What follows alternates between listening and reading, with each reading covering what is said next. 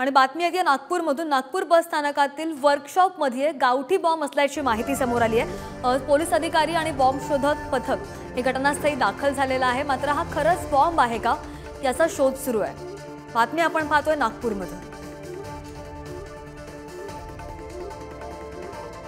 तर जे बस स्थानक आहे नागपूरमधलं तिथलं जे वर्कशॉप आहे तिथे गावठी बॉम्ब असल्याची माहिती पोलीस अधिकाऱ्यांना मिळाली आणि पोलीस अधिकारी आणि बॉम्ब शोधक पथक हे घटनास्थळी आता दाखल झालेले आहेत आणि अधिकचा तपास आता पोलिसांकडून सुरू आहे।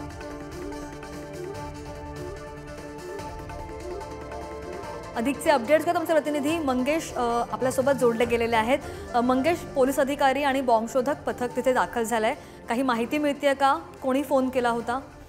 त्याचे अपडेट्स।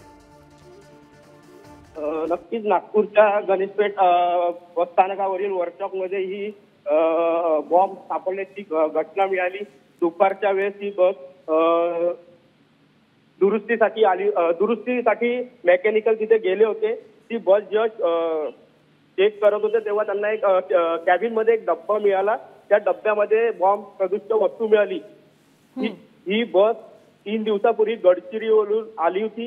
काल ती सावनेरला देखील जाऊन आली। त्यानंतर ही बसमध्ये बॉम्ब असल्याची माहिती मिळाली आणि त्यांनी बस स्थानकावरच्या त्या दुरुस्त करणाऱ्या कर्मचाऱ्यांनी त्या पोलीस स्टेशनला सांगितलं का असं आहे। तर पोलीस त्या ठिकाणी घटनास्थळी आले आणि बॉम्ब शोधक पथक तिथे येऊन तपास केला आणि तो बॉम्ब सदृश वस्तू ती इथून घेऊन गेले। ही सध्या बॉम्ब शोधक पथक वस्तू घेऊन सुराबर्डी येथे गेलेली आहे। तो बॉम्ब आहे की कोणती वस्तू याचा रिपोर्ट संध्याकाळपर्यंत मिळेल असं पोलिसांकडून माहिती मिळाली आहे। ठीक आहे मंगेश, थोड्याच वेळात समजेल की ही माहिती कोणी दिली आणि पथक आता घटनास्थळी दाखल झालेला आहे। धन्यवाद मंगेश, तुम्ही दिलेल्या सविस्तर माहितीसाठी।